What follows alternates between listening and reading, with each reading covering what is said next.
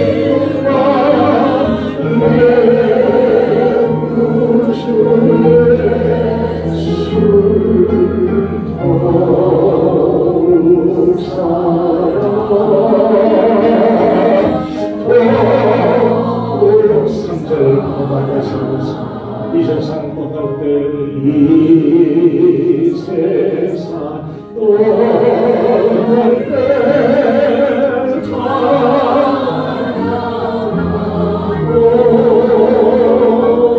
찬양하고 숨질 때 아름다운 이곳일세. 아멘.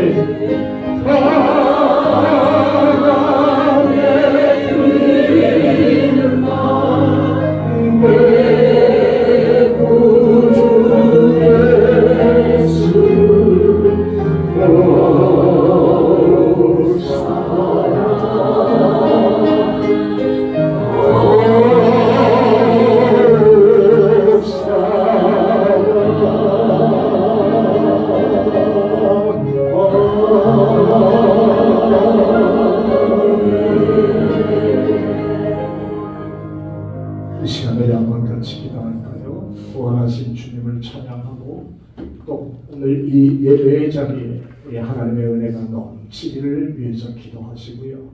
또 우리 미저월드의 성령의 역사, 하나님의 은혜의 바람이 자꾸만 더 왕성하게 일어날 수 있기를 위해 기도해 주시고요. 오늘도 전쟁의 아수라장 속에서 괴롭고 어려움을 당하는 우리 지구촌의 나라와 그 민족들을 위해서 기도해 주시면 좋겠네요. 그리고 오늘도 말씀을 듣고 전하는 종에게 하나님의 은혜가 넘치게 해주세요. 같이 우리 소리내서 한번 같이 기도하겠습니다. 기도하십시다. 은혜 넘치신 아버지 하나님 감사합니다. 이 시간 아버지 하나님께 감사해 주옵소서. 부활하심을 하나님께 감사합니다. 이 시간 아버지 하나님 부활하심을 넘친 이 예배에 왔습니다. 부활의 주님을 찬양합니다. 하나님 영광을 주시옵소서. 오늘 부활의 주님을 내 가슴 속에 모시는 귀한 시간에 하나님의 영광을 주님께서 뵙도록 하나님 도와주시기를 원합니다. 여러 가지 분이 모였습니다. 부활의 주님께서 함께 하실 때에 대한민국에 나간 심장의 신을 더하여 주옵소서. 하나님 아버지 감사와 기쁨을 넘칠 수 있는 복된 하늘의 모습이 되도록 하나님 축복해 주시옵소서. 은혜로우신 주여 이 밤의 하나님 전쟁의 어려움 속에서 고난과 불빛 속에서 힘듦과 좌절 속에서 역경과 시련 속에 있는 나라와 민족들을 주께서 기억하시고 부활의 주님께서 그 자리에로 함께하실 줄 믿습니다. 터키와 시리아 그리고 아버지 하나님 우크라이나와 러시아 우리 전쟁 통해 여러 가지 어려움을 당하고 재난 통해 죽음을 당하고 있는 자리에 부활의 주님께서 찾아가셔서 아버지 하나님 그들과 함께 해주시고 하나님의 원하시는 되게 하여 주옵소서. 오늘 유니온 교회에 내려갔습니다. 이 예배가 하나님 나의 인생의 또 마지막인 줄 알고 나는 최선을 다해 하나님을 영접하고 예배하는 귀한 자리가 되게 하여 주옵시고 예배하다가 성령께서 충만하게 역사하시는 귀한 아침 되게 하여 주시옵소서. 감사합니다. 예수님의 이름으로 기도합니다. 아멘. 오늘은 요한복음 11장 25절에서 27절에 있는 말씀을 한번 같이 읽겠습니다. 주보에 있는 26절까지도 기록되어 있는데 제가 오타가 났습니다. 죄송합니다. 우리 한번 보이시면 멀리 앉아 계신 분들이 보이시면 같이 한번 읽어볼까요? 시작. 예수께서 이르시되 나는 것도 아니요 생명이 나를 믿는 자는 죽어도 살리고 무릇 살아서 나를 믿는 자는 영원히 죽지 아니하리니 이것을 내가 믿느냐 이르되 주여 그러하리라. 주는 그리스도시요 세상에 오시는 하나님의 아들이신 줄 내가 믿나이다. 아멘. 오늘은 여러분이 잘 아시는 것처럼 기독교의 최고의 명절이라고 하는 부활절입니다. 여러분, 한 유명한 역사 신학자가 이런 말을 남겼습니다. 인류 역사에 있어서 가장 큰 몇 가지 사건이 있는데 세 가지를 말할 수 있습니다 라고 얘기합니다. 인류 역사에 있어서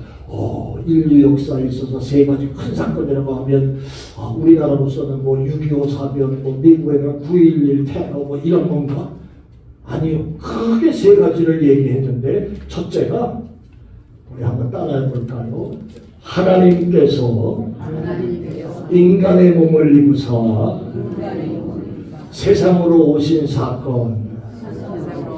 이것이 여러분 우리가 지금 지키는 절기 어떤 절기지요? 성탄절기입니다. 아버지 하나님께서 아들의 몸을 이 땅에 보내주시는 사건. 그게 바로 성탄이지요. 그것이 바로 예수 그리스도의 성탄이다. 탄생의 사건이다. 예, 그렇습니다. 실상 온 세계가 예수를 믿든 안 믿든 성탄절만 되면 온 세계가 시끌벅적합니다. 그 의미를 알든지 모르든지 말입니다. 그리고 또 한 가지 사건은 뭐가 있냐 하면 여러분 아시죠? 우리 인간 역사의 날짜 계산에 있어서 기원 전, 기원 후 그것에 대한 시작을 바로 예수 그리스도의 탄생으로 시작하고 있다는 거죠.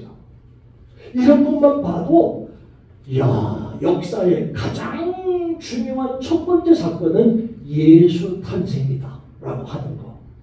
두 번째 큰 사건은 그 하나님이신 예수 그리스도께서 이 땅에 오셔가지고 십자가 위에서 지난 금요일날 십자가 위에서 죽으신 사건이 이게 바로 두 번째 예수 십자가의 사건이 인류 역사의 중요한 두 번째 사건입니다.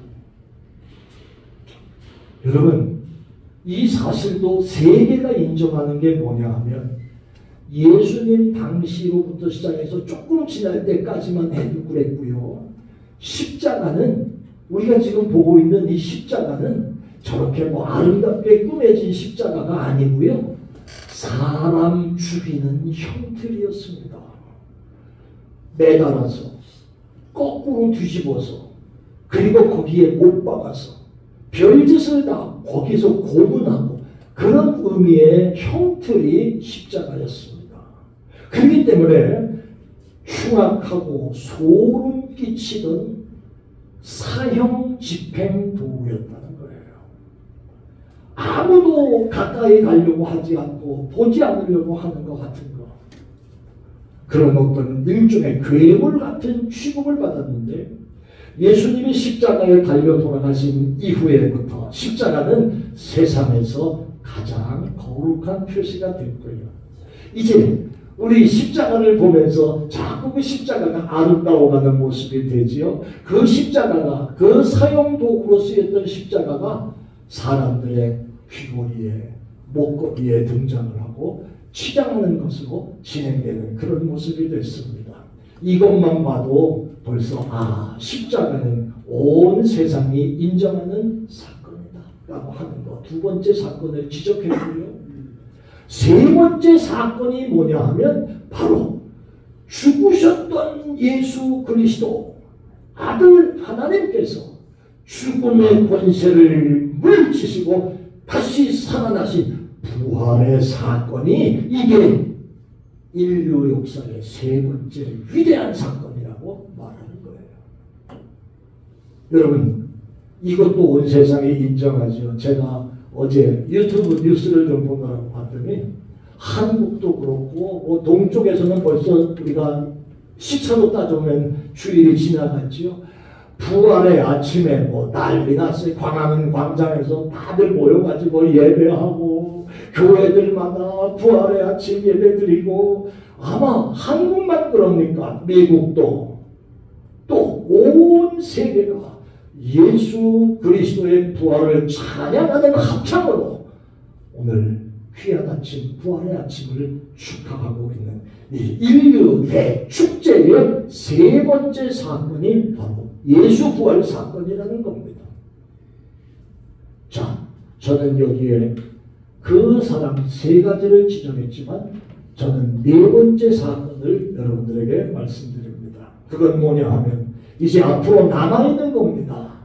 우리 다시 한번 따라해 보십시다. 우리 주님께서 다시 오십니다. 할렐루야. 이게 예수 재림의 사건입니다. 여러분, 불신자들은 이 사건을 이렇게 말합니다. 예수 재림은 생각 안 하고 그 사람들은 지구 종말의 때가 온다.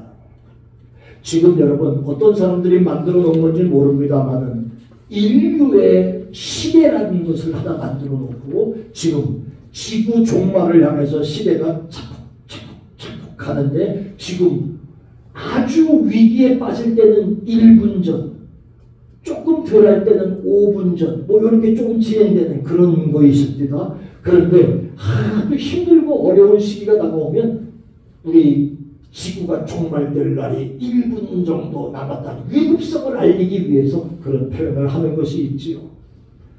종말이다. 또 여러 가지 말로 인해서 인류가 파괴되는 마지막 날로 봅니다마는 성경도 이 얘기를 하고 있습니다. 여러분, 예수님께서 마태복음 24장에 감람산에 올라가셔서 말씀을 전하실 때 사람들 앞에 이런 얘기를 합니다. 제자들이 선생님, 인류 종말에는 무슨 사건이 있습니까? 그 얘기합니다. 여러분 집에 가셔서 마태복음 24장을 한번 읽어보시기 바랍니다. 그런데 그때 예수님은 이미 인류 종말의 때는 이런 일들이 벌어질 것이라고 예고하신 내용이 거기 나옵니다. 전쟁과 기근과 그 다음에 심한 환란이 도처에서 일어나게 될 것이다. 이미 예수님도 다시 오시는 그 마지막 날을 그 이전에 이런 일들이 벌어질 것이다 라고 말씀하시는 것을 보게 되지요. 자, 그렇다고 한다면 이제 마지막 남은 사건은 저와 여러분이 살아서 만날지 이 땅을 떠난 이후에 일어날지 모르지만 주님 다시 오시는 날, 우리 기독교인으로서는 그날이고 불신자들에게는 인류가 종말을 맞이하는 그날. 이게 네 번째 사건이라는 겁니다. 그러니까 결국 인류 역사를 살펴보면 예수의 사건을 중심으로 이루어지고 있다는 것을 지금 볼 수가 있는 내용이죠. 자, 이제 옛날 역사 얘기 한번 해드리려고 합니다. 교회 역사가였던 유세비우스라고 하는 사람이 있는데요. 그 사람이 쓴 책 가운데 교회사라는 책이 있습니다. 그 교회사라는 책에 빌라도가, 여러분 아시죠? 예수님을 십자가에 못 박아라 라고 얘기했던 유대 총독이었잖아요. 그 사람이 유대 총독이었던 본티오 필라도가 그 로마 황제 티베리우스라고 하는 황제에게 유대 총독의 일을 보고했던 보고서를 인용하면서 유세비우스는 이런 글을 썼습니다. 빌라도는 이 보고서에서 예수에 관한 여러 가지 기적들과 떠도는 이야기들을 자기가 직접 총독으로서 보고받고 찾아보고 확인했는데 예수는 죽은 자 가운데서 다시 살아나신 게 맞습니다. 두 번째는 이로 인해서 많은 사람들이 예수라는 사람을 하나님으로 믿고 있습니다. 그 기록을 로마 황제에게 진행을 했다는 이야기입니다. 자, 이제 그 당시 예수님의 제자들에 대한 얘기 한마디 더 하면서 말씀을 정리해 보려고 합니다. 예수님을 따르던 무리들 말입니다. 제자들을 비롯해서 예수님이 십자가에 달려서 죽고 난 이후에 그들은 진짜 초상집 분위기였습니다. 제자들은 숨었고요. 그리고 사람들은 다 흩어졌습니다. 실망, 허탈, 좌절, 두려움, 공포 이런 것들이 그들을 둘러싸면서 그들은 집 밖으로 나오질 않았고요. 제자들도 꽁꽁 숨어 있었습니다. 어둠의 그림자가 그들을 에워쌌습니다. 그런데 여러분, 예수님이 유일한 희망이었잖아요. 그 희망이셨던 예수가 죽었으니 뭘 기대하겠습니까? 그러니까 낙이 없다 그래서 엠마오로 도망치던 두 제자도 생기고 제자들은 숨어서 쩔쩔매고 있고 그리고 예수 따라다니는 사람은 난 그 사람 몰라 그러고 돌아다니고 전부 다 진행됐던 그 분위기가 3일 후부터 역전되어 분위기가 바뀌기 시작합니다. 왜 그러냐면 예수님이 부활하셨다는 사건이 확인되고 있기 때문에 그때부터 예루살렘 시가지부터 시작해서 웅성거리면서 바뀌는 일이 시작됐다는 겁니다. 죽었던 예수님이 살아나셨다는 소문이 이게 진짜 맞나? 예수님이 살아났다고? 사람이 어떻게 죽었다가 살아날 수가 있어? 이 얘기하다가 진짜 부활하신 주님을 만나보고 난 이후에 우리 주님께서 믿는 자가 되라 말씀하시던 그 음성을 듣고 만난 이후에 의심 많던 도마도 주여 정말 주님이 부활하셨군요. 그 고백을 하고 제자들이 부활하신 주님이 자기들이 있는 처소에 그냥 들어오셔서 말씀하실 때에 정말 주님은 부활하셨군요. 이때부터 분위기가 바뀌기 시작합니다. 그 말. 그리고 나서 여러분 아시는 대로 목격자가 자꾸만 늘어납니다. 반신반의했던 게 사실로 드러났기 때문입니다. 그로부터 부활하신 때부터 시기적으로 따지면 40일 있으시다가 이 땅에 거하시다가 주님은 천국으로 승천하시는 장면이 사도행전 1장에 나오는 거예요. 천국으로 승천하시면서 하늘로 올라가시면서 제자들에게 뭘 보고 있느냐 보세요. 제자들이 주님 어디 가세요? 올라가시면서 무엇을 보고 있느냐라고 하시면서 그 다음 말씀이 한번 따라 해볼까요? 너희가 본 그대로 다시 오리라. 재림에 대한 얘기를 그때도 말씀을 하셨습니다. 다시 한 번만 너희가 본 그대로 다시 오리라. 그러면서 사도행전 1장 8절에 유명한 말씀을 하시잖아요. 성령 받고 권능 받아서 증인 되거라 이 말씀이시죠. 그리고 그날로부터 10일 있다가 예루살렘 마가의 다락방에 120명의 제자들과 성도들이 같이 모이는 모습이 나옵니다.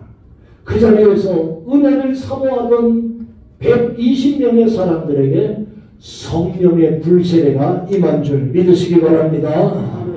성령의 불세례가 임한. 그때부터 완전히 바뀌는 분위기가 시작됩니다. 성령 체험한 종들이 이제 나가서 숨어있던 사람들이 담대하게 예수님 부활하셨습니다. 예수님 부활하셨습니다. 예수님 부활하셨습니다. 이 말씀을 하고 있습니다. 여러분 그 당시만 해도요. 로마의 서슬퍼온 식민지 지배 정책이 분명히 있는 그때 예수 믿는 사람들을 그렇게 핍박하고 그렇게 어려움을 줬던 그때에 예수 부활하셨습니다. 그 말 떠들고 다니는 게 쉬운 때가 아닙니다. 위협을 느낀 이 로마 정권이 유대에서 무슨 반역이나 혁명 같은 게 일어나지 않을까 해서 자꾸만 억누르는데 그래서 예수 믿는 자들을 십자가에 같이 몸매나마 죽이는 일도 있고 맹수의 밥이 되게도 하고 감옥에도 가두고 별 일을 다 하는데 그런 거에 굴하지 않고 하나님의 사람들이 자꾸만 더 번성되는 역사가 일어난 줄 아시기를 바랍니다. 교회 성도 수는 로마 정부가 눌러도 교회는 자꾸 만들어지고 신자들은 자꾸 커지고요. 여러분 예수님이 돌아가시고 난 이후에 3세기 안에 로마가 복음으로 완전히 점령이 돼버리고 맙니다. 그리고 그 당시 인구의 참 많은 퍼센테이지입니다만은 2천만 명이 그리스도인이 됐다고 하는 기록이 나오고 있습니다. 그리고 그 여세를 몰아서 콘스탄틴 대제 때 드디어 기독교가 로마의 국교 인정되고 선포되면서 복음 전파가 오픈되고 하나님이 인정하시는 나라의 종교로 세워지는 역사가 있는 게 이게 기독교의 역사입니다. 그때로부터 로마에만 머물지 아니하고 서방으로 뻗어나가는 기독교가 드디어 부활절 아침에 한국에 처음 도착한 아펜젤러 이런 선교사들이 제물 포함해서 주여 주님이 부활하신 부활의 아침에 우리가 제물포에 도착했습니다. 이제 부활의 주님을 이 백성들에게 전하게 하소서. 동양의 조그만 나라 대한민국까지 복음이 이렇게 퍼져 들어가기 시작. 온 세상에 예수 부활의 복음이 전파된 줄 아시길 바랍니다. 이것이 부활의 놀라운 역사를 힘입는 결과가 나타난 내용입니다. 자, 저는 오늘 여러분들하고 이 말씀을 한번 생각해 보려고 합니다. 무엇이 그 당시에 제자들이 이렇게 기뻐 뛰면서 예수 부활을 전했을까요? 사랑하는 여러분, 그것이 바로 부활 신앙이라는 겁니다. 오늘 이거 한번 다시 읽어볼까요? 시작. 예수께서 이르시되 나는 부활이요 생명이니 나를 믿는 자는 죽어도 살겠고. 여러분 이 말씀은요 죽은 사람이 살아난다는 말보다도 예수와 함께 있는 사람들은 다시 힘을 얻고 다시 일어나고 다시 능력을 얻고 이 모습이 일어난다는 말과도 또 좀 가깝습니다. 부활신앙, 예수님이 나는 부활이요 생명이니 나를 믿는 자는 죽어도 살겠고. 여러분 제자들이 예수님을 처음 쫓아다닐 때는 기대하는 게 컸습니다. 그들은 구원받은 그 모습이 아니고요, 그 기대가 아니고 예수님이라는 사람을 따라다니면 유대 민족이 해방되겠다, 이게 기대가 컸던 겁니다. 지도자가 나타났다 그 말입니다. 이 사람 따라다니면 바짝 붙어 있으면 한 자리 하겠다 이런 생각도 그 속에 있었습니다. 그런데 예수님이 죽고 난 다음에 제자들이 뭘 기대하겠습니까? 그런 걸 기대하고 따라왔는데 그 양반 없어지고 제자들 다 뿔뿔이 흩어지는 그런 일들이 생겼잖아요. 그때 무슨 복음을 전합니까? 숨어서 별볼일 없이 도망다니는 사람들이. 그런데 오순절날 마가의 다락방에서 성령 체험한 이후부터는 그들의 부활신앙이 어떤 거였냐 하면 주님이 함께 하심에 우리는 다같이 죽어도 살겠고 시작 죽어도 살겠고 이 사실을 가슴에 새깁니다.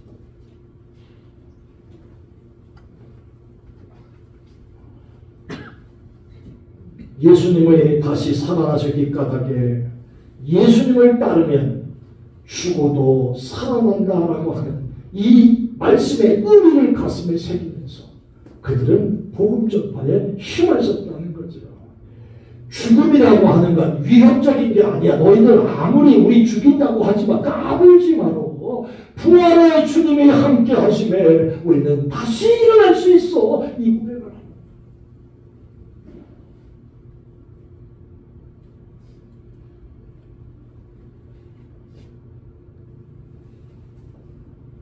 기독교가 국교로 공포되기 전까지 로마 정부는 상당히 힘든 고문과 혼란을 기독교인들에게 전파했습니다.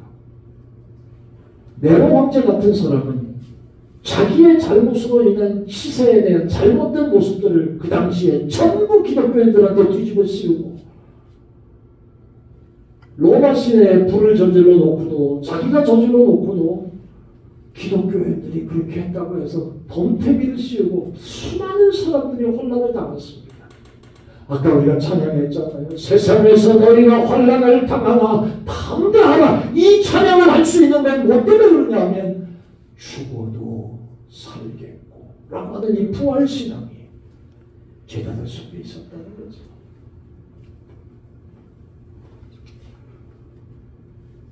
한국에 지금은 사형 집행 제도가 별로 선고를 받아도 집행을 안 합니다. 미국에는 여러분 가스라든지 전기 이런 걸 통해서 아직도 사형 집행을 하는 주들이 있다고 하는 얘기를 듣습니다. 과거에 사형 집행이 진행됐던 시기에 우리나라의 말입니다. 박효진이라고 하는 장로님이 형무소에서 사형수들을 교도하는 그러한 이 일들을 맡은 장로님 한 분이 계셨는데 그분의 간증 속에 이런 이야기가 있어서 제가 여러분들에게 소개하려고 합니다. 유두영이라고 하는 이름을 가진 사형수가 깜방에 들어왔습니다. 눈썹이 아무튼 깡패처럼 생겼어. 나는 안 맞지만 그랬대요. 덩치가 크고. 마주 보기만 해도 살고. 제가 잘 알고 있던 선배 목사님 한 분이 지금은 돌아가셨어요. 춘천에서 목회를 참 잘했는데 그분이 어머니의 기도 덕택에 목사가 됐는데 그 사람의 전직 직업이 뭐냐면 조직폭력배 두목이었어요. 그 형님은 나하고 같이 친했는데 미국에 저 있을 때도 와가지고 같이 놀기도 하고 그런 일들 많이 있었는데 보기만 해도 목사같이 저는 목사같이 생겼어요. 그 사람은 보기만 해도 깡패처럼 생겼어. 저보다 키도 더 크고 얼굴도 부락부락하고 미국에 와서도 집회를 몇 번 했어요. 여기 기독교 방송에서 간증도 하고 그랬던 일들이 있었는데 그 친구가 바로 이렇게 생긴 거예요. 감옥에 들어왔는데 그 박효진 장로님이 불러다 놓고 상담을 합니다. 얘기하면서 나중에 예수 믿습니까? 예수 같은 소리하고 앉았네. 예수? 난 그따위 거 안 믿습니다. 하나님이 당신을 사랑하시는데요. 그 얘기를 했더니 처음 반응이 뭐였냐 하면 무슨 개풀도 없는 소리하고 앉았다고 그 얘기. 처음에는 막 일방적으로 막 욕하고 그따위 개 같은 소리 나한테 하지 마라. 그래도 만날 때마다 예수 믿읍시다. 나나 당신이나 다 죄인들인데 하나님이 우리 죄를 용서해 주신다고 하셨는데 이게 장장 몇 달 동안 계속됐어요. 그리고 헤어질 때는 손 딱 잡고 그 친구가 유두영이라는 친구가 기도를 하는지 안 하는지 기도하자. 오직 자기 혼자 기도한 막 울면서 기도해요. 이 장모님이. 그런 처음에는 막 손을 뿌리치고 막 난리를 치더니 나중에는 가만히 있더래. 그런데 좀 더 시간이 흐른 후에 그 유두영이가 먼저 얘기를 하더래요. 나 같은 사람도 죄 용서받을 수 있어? 하나님이 정말 죄 용서하신 거야? 이 장모님이 할렐루야, 하나님이 지금 이 상황 속에서 지금 일하기 시작하시는구나. 그래가지고 그 사람을 그 자리에서 얘기해주고 짧게 얘기하고 기도하자. 하나님이 우리를 용서하신다고. 그리고 손잡고 기도하는데 기도하다 보니까 그 사람이 눈물을 쭉 흘리면서 기도하는 모습이 기도 끝나니까 자국이 난 거예요. 울었던 거야, 기도하면서. 그때부터 예수를 영접하고 형소하면서 완전히 변화됐습니다. 그 다음부터는요, 그 박효진 장모님의 기록에 보면 만나는 사형수들이 있을 거 아니야. 자기 똑같은 사형수들이 있을 거 아니야, 그 안에. 그러면서 돌아다니면서 그 사람들 전도하고 안 믿는 사람들, 그 사람들 죄인들 전도하면서 꼭 이렇게 묻는답니다. 죽을 준비 잘 됐어? 죽을 준비 잘 됐어. 이게 전도의 시작이에요. 그러면 흉악범이 이렇게 바뀌었을 때는 뭔가가 있지 않겠나 하는 마음으로 사람들이 바뀌기 시작합니다. 교도소 안에서. 대개 사형 집행의 때가 되면 사형수들이 너 교도관들이 오늘 죽을 날이야 가자 그렇게 절대 얘기 안 합니다. 죽는 날은 법무부와 교도소장 이 정도만 알고 있는 거지 예고도 안 해줍니다. 이렇게 얘기합니다. 중요는 면회 왔어. 그럼 면회 온 줄 알고 나가다가 쇠창문이 끝나는 쪽에 가가지고 교도관이 착 팔짱을 끼고 면회실이 아닌 다른 쪽으로 끌고 가는 거예요. 그날이 죽는 날이에요. 근데 거기까지 가면 반응이 몇 가지가 나온답니다. 벌벌벌 떨면서 온다 이러는 사람들 나오고, 두 번째는요 똥 싸고 오줌 싸는 사람 죽으러 간다니까. 근데 가장 한때 이 유두영이라는 사형수는 죽을 날을 알았던가 봐. 가면서 연방 할렐루야 할렐루야 그러고 갔다네. 가는 중에 사람들이 이 가방 안에서 그거 쳐다보는 죄인들이 드디어 미쳤구나. 저거 죽으러 가는 것 같은데 할렐루야 할렐루야 하고 가는 거. 가는 길에 박효진 장로님을 복도에서 만났어. 장로님이 유두영한테 두영아 잘 가. 먼저 가. 내가 조금 이따 따라갈 거야. 거기서 이별을 하는데 부들부들 떨면서 지금 얘기를 했단 말이지 장로님이. 그런데 그 유두영이라는 사형수가 할렐루야 장로님 먼저 갈 테니까 조금 이따 보시오. 나중에 천국에서 보십시다. 그러고 가더라. 이 장로님이 자기가 전도해놓고 자기가 기가 죽어가지고 이렇게 당당하게 말하는 사형수 처음 봤다는.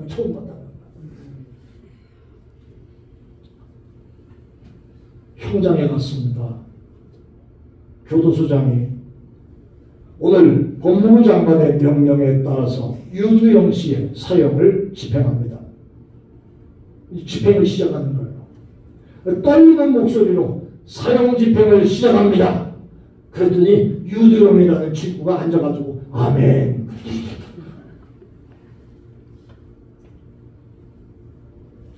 소장이 이름 유두영, 생년월일 이런 신문을 마저 마무리하고 그 다음에 끔찍한 죄상을 그대로 발표하는 거예요. 유두영 이 사람은 누구를 죽였고 어떻게 했고 이 얘기를 딱 하고 있는데 유두영이가 손을 들더니 소장님 드릴 말씀이 있습니다. 이 말이 무슨 말인가?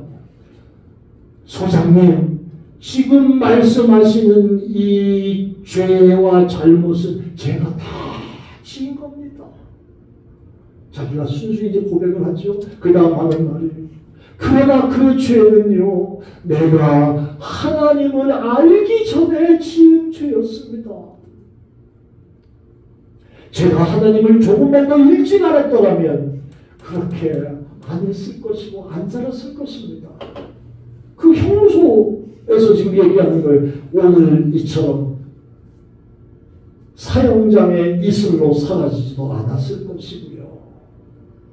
그러나 저는 분명히 압니다. 늦게나마 깨달았습니다. 하나님을 믿고 하나님의 사랑을 알았는데 그 하나님이 나는 오늘 세상의 법에 의해서 죽임을 당하지만 하나님은 내 죄를 다 용서해 주신다고 하셨습니다.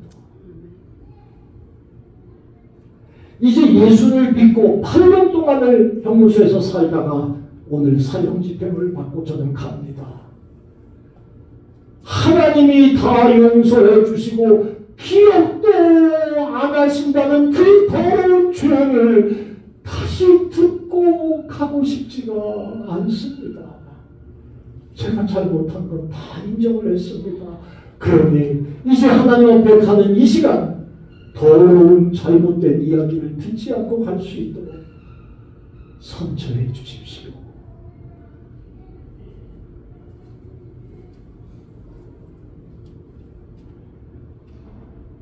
그렇게 당당하게 얘기하는 그 말에 교도소의 사형 집행장 앞에 앉아있던 사람들이 검사, 의사, 그 다음에 또 집행관 이런 사람 죄다 숙연히 지도해요. 소장이 다시 임종 예배를 위해 기도할 시간을 허락을 해줬습니다. 그랬더니 여두영이가 요한복음 3장 16절을 다 외우면서 마지막으로 소장에게 소장님 나 죽으면 내 안에 사용할 수 있는 장기들을 다 기증하려고 합니다. 필요한 곳에 써줬으면 좋겠습니다. 장기 기증, 시신 기증을 했습니다. 유언을 남기실 겁니까? 다시 물었더니 이 사람이 하는 말이 아니요. 한 가지 좀 부탁할 게 있습니다. 여기 계신 소장님이야 여러분들도 예수 믿고 나중에 천국에서 뵀으면 좋겠습니다. 그게 끝이었어요. 그러고 나서 수건을 얼굴에 딱 뒤집어 씌우죠. 그리고 밧줄을 목에다 걸고 교수역으로 돌아가게 하는 거니까 의자에 앉혔는데 저 찬양 한번 하고 갈 수 있게 해주십시오. 그랬더니 하늘 가는 밝은 길이 내 앞에 있어 이 찬송을 분위기가 그 찬송 속에서 막 나오는데 제가 이 찬송을 이 설교를 이 원고를 준비하면서 이 찬송을 혼자 하는 걸 그랬어요. 우리는 사형당에 집행을 당하는 여러분과 저는 아닙니다. 그러나 우리도 언젠가 주님 배울 날이 가까워올 줄로 압니다. 사랑해. 우리 찬송 한번 같이 해볼까요? 하늘 가는 밝은 길이 우리 내 신앙을 고백하는 마음으로 한번 찬송해 보십시오. 하늘 가는 밝은 길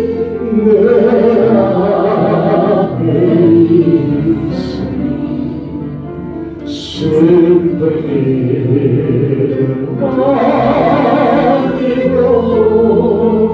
내 고생하여 하늘 영광이 하늘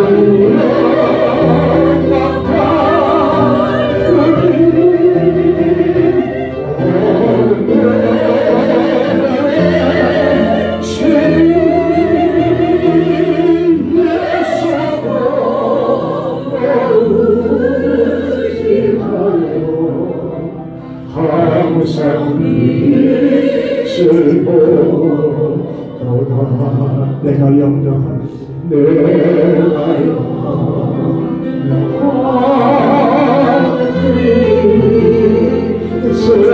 세상에 많은 주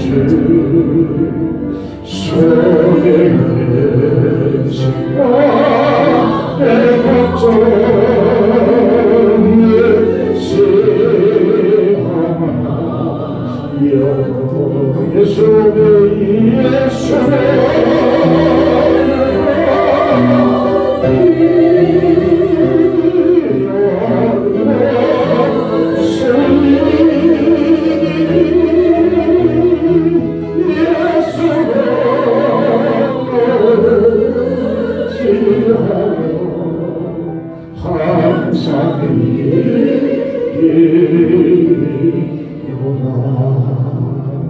내가 청송하고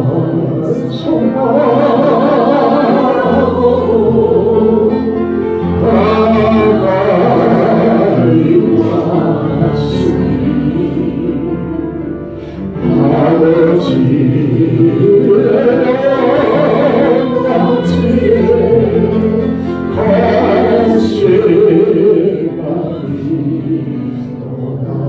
나는 부족하고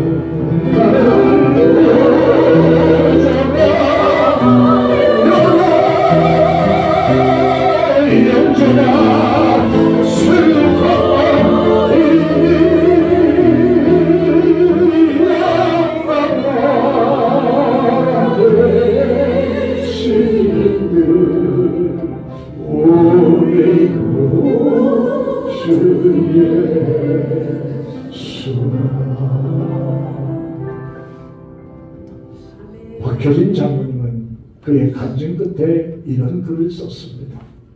그도 그렇게 확신했고 내가 보기에도 그렇고 그는 이렇게 죽을 수 있었던 것은 부활의 소망이 있고 천국의 확신이 있었기 때문에 그는 이렇게 아름답게 갚습니다. 그 고백을 하는 겁니다. 예수님의 부활은 전설 따라 삼천리 믿거나 말거나가 아닙니다. 예수의 부활은 역사적인 사건인 줄 아시기를 바랍니다.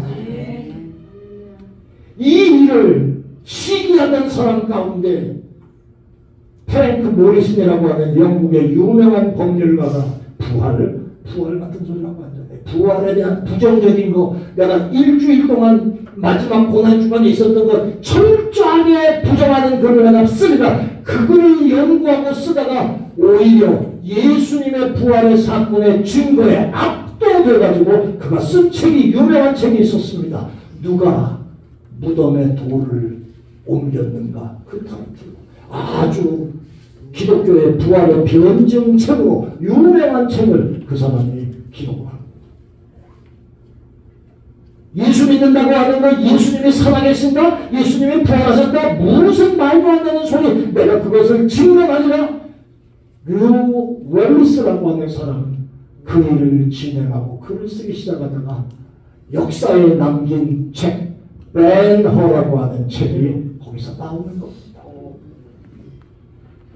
사랑하는 여러분, 세상에서 승리하는 사람이 누굽니까? 말씀대로 예수의 부활을 확신하고 살아가는 사람들이 세상에서 승리하는 사람들입니다. 부활 신앙이 있는 사람들은 세상을 이기지요. 이제 나중에 보면 압니다. 여러분이 돌아가시는 순간에 제가 여러분의 돌아가시는 모습과 함께 할 수 있을지는 모르지만 저는 한국에서 돌아가시는 분들과 함께했던 임종의 순간을 많이 지켰기 때문에 압니다. 진짜 부활의 사건을 확신하고 천국을 소망하는 사람들은 돌아간 얼굴도 달라요. 얼굴도 달라요.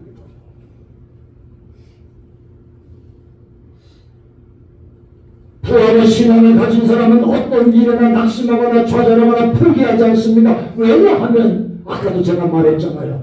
죽어도 살겠고 라고 하는 그 말씀이 그리스도인들의 신앙의 바탕이죠. 무너져도 다시 일으키시는 분은 부활의 주님이시니까 이 사실을 알고 있다. 저는 오늘 부활절 아침에 우리의 몸이 연약해지고 이미 연세들이 들어가시는 이 시점에 있지만 몸이 낡아가고 연약해진 것과 달리 별개 것으로 부활의 신앙은 여러분의 가슴 속에 제 가슴 속에 뜨겁게 살아있어야 할 줄로 믿습니다. 이 부활의 신앙으로 사단을 이기고 사망의 권세를 이기고 여러분과 저의 문제를 이겨내는 여러분들이 다 되시기를 바라고요. 우리 유니온 교회 여러분 모두가 부활의 신앙으로 승리하는 여러분 되시기를 예수의 이름으로 축원합니다. 축원합니다.